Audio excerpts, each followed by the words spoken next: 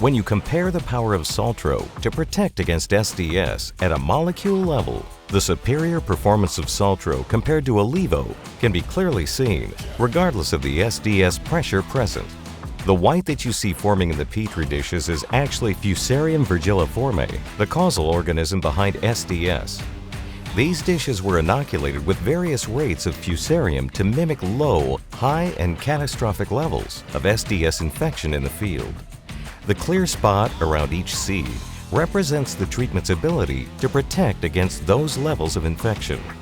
As you can see, regardless of the inoculated rate, Saltro performs much better than Olivo.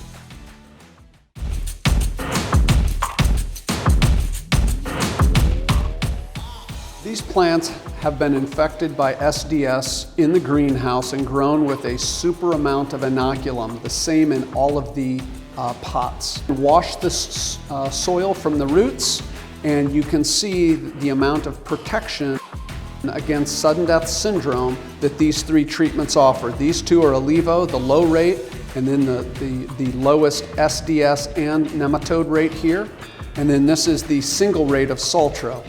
You can see that with Saltro we have surface area in those roots, and when we have that amount of surface area, we have more opportunity to uptake moisture and nutrients.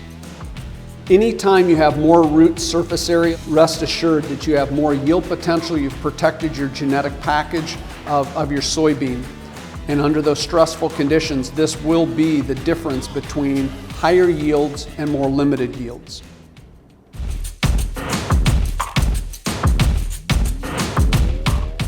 Now we're going to talk about several seed treatments and their ability to protect soybean against common plant parasitic nematodes.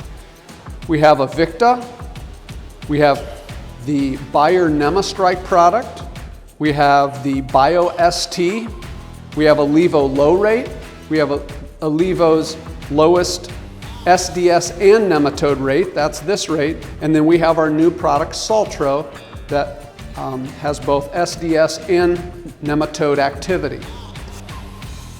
The Olivo low and the Olivo SDS rates both have limited development above ground, but even more limited development below ground. It really hasn't caught up. And you can see that the Saltro treatment protected against soybean cyst nematode very well. Again, you can see all the root mass and all the different forks and root system development. That surface area again is really critical.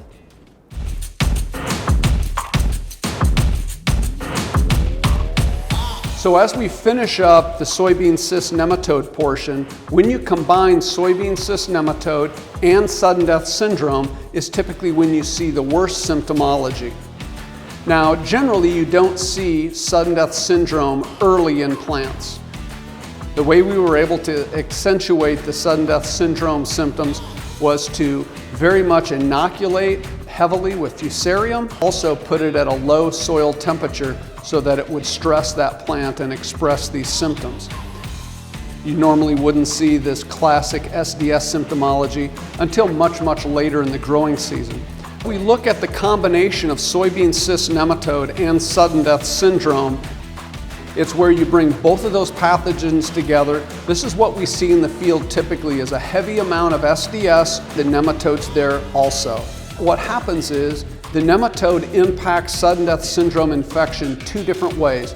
Directly by opening up that root system through nematode feeding, allowing the Fusarium to infect that root system, but then also secondarily, more indirectly, that parasitic activity of the nematode is stressing the plant, allowing more disease infection. Your worst SDS infections, well over 80–90% of those infections are going to have a nematode as well as Fusarium present to really create that massive SDS infection and the yield loss associated. So to reiterate, when you see the worst SDS out in the fields, generally it's a combination of sudden death syndrome and a plant parasitic nematode, where Saltro clearly is stronger than our leading competitor, Olivo. You can see that nice lush plant growth above ground. You can see those lush succulent roots that allows a great deal of surface area. this will be the difference between higher yields and more limited yields.